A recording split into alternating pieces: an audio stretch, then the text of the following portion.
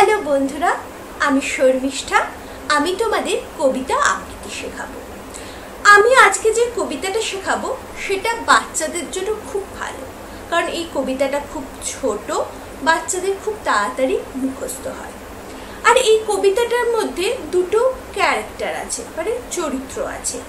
তাই জন্য তোমরা যদি দুটো বাচ্চাকে দিয়ে দুটো চরিত্র করাতে পারো কনভারসেশনের মাধ্যমে, তাহলে কবিতাটা শুনতে খুব ভালো লাগে। কবিতাটা হচ্ছে ভবানী প্রসাদ মজুমদারের রং বদলের ব্যাপার স্যাপার। এই কবিতাটার একই নামে দুটো কবিতা আছে। আমি দুটো কবিতাই তোমাদের শেখাবো। তোমরা এই কবিতাটা একটা একটা ভাবেও করতে পারো বা দুটোকে একসঙ্গেও করতে পারো। কবি ভবানী প্রসাদ মজুমদারের রং বদলের ব্যাপার স্যাপার।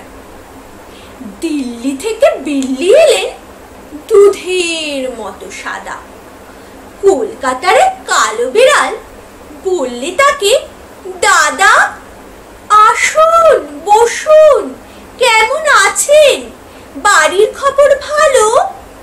সাদা বিড়াল বললে তোমার রংটা কেন কালো। কালো বিড়াল বললে শুনুন, রাখুন আগে বেডিং, আমি যখন জন্মেছিলাম চলছিল লোডশেডিং। শুনলে কবিতাটা? কবিতাটা খুবই মজার কবিতা, দর্শকদের শুনলে খুব ভালো লাগবে।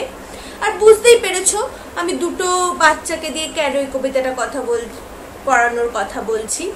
ধরো একজন সাদা বিড়ালের চরিত্রটা করলো, আরেকজন কালো বিড়ালের চরিত্রটা করলো।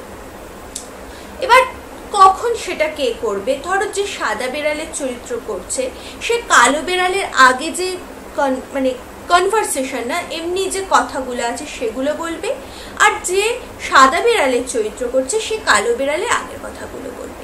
যেমন দিল্লি থেকে বিল্লি এলেন দুধের মতো সাদা, কলকাতার এক কালো বিড়াল বললে তাকে, মানে এই অংশটা সাদা বিড়াল বলবে, তখন আবার কালো বিড়াল বলবে দাদা আসুন বসুন, কেমন আছেন, বাড়ির খবর ভালো, বলে ছেড়ে দিয়ে কালো বিড়ালই বলবে সাদা বিড়াল বললে তোমার, মানে এবার সাদা বিড়ালের ক্যারেক্টার যে করছে সে বলবে তোমার রংটা কেন কালো। কালো বিড়াল বলবে, তখন এই কথাটা বলবে শুনুন, এবার কালো বিড়ালের ক্যারেক্টারটা যে করছে সে বলবে শুনুন, রাখুন আগে বেডিং, আমি যখন জন্মেছিলাম চলছিল লোডশেডিং। তোমরা বুঝতে পেরেছো তার মানে যে কিভাবে ক্যারেক্টারটা করবে।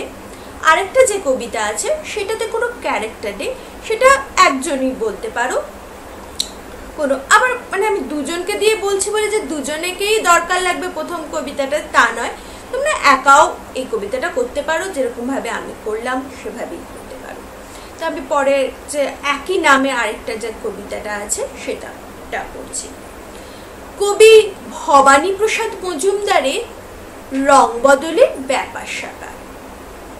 কুচবিহারের রাজার ছিল একটা কালো হাতি, যখন তখন সেই হাতিটাই ঘুরতো মাতামাতি।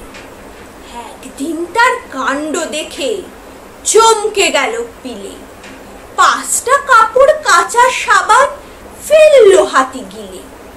পরদিন কি ঘটলো ব্যাপার বলছি শোনো ভাই, সাবান খেয়ে কালো হাতির বাচ্চা হলো সাদা। শুনলে কবিতাটা? এই কবিতাটাও খুব মজার কবিতা।